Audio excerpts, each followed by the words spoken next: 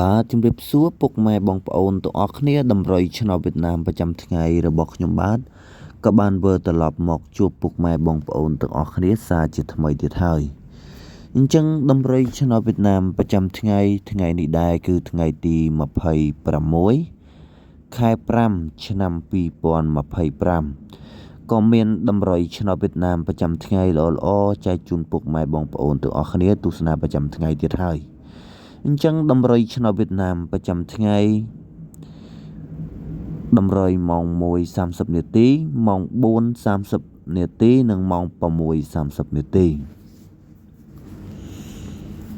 អញ្ចឹងតម្រុយលេខអុកខ្ទង់គឺមានតម្រុយអុកខ្ទង់គឺមានតម្រុយអុកខ្ទង់6និងអុកខ្ទង់9អញ្ចឹងនេះគឺជាតម្រុយលេខអុកខ្ទង់តម្រុយអុកខ្ទង់6និងអុកខ្ទង់9រីឯតម្រុយលេខតូចគឺមានតម្រុយ4គ្រាប់អញ្ចឹងតម្រុយគ្រាប់ទី1គឺមានតម្រុយលេខ69តម្រុយគ្រាប់ទី1គឺមានតម្រុយលេខ69នេះគឺជាតម្រុយលេខតូចគ្រាប់ទី1រីឯតម្រុយលេខតូចគ្រាប់ទី2គឺមានតម្រុយលេខ98តម្រុយគ្រាប់ទី2គឺមានតម្រុយលេខ98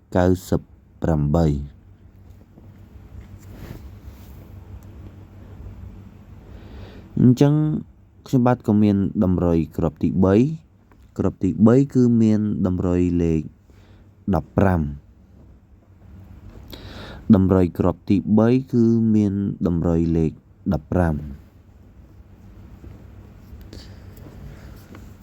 អញ្ចឹងតម្រុយគ្រាប់ទី4គឺមានតម្រុយលេខ36នេះគឺជាតម្រុយលេខតូចគ្រាប់ទី4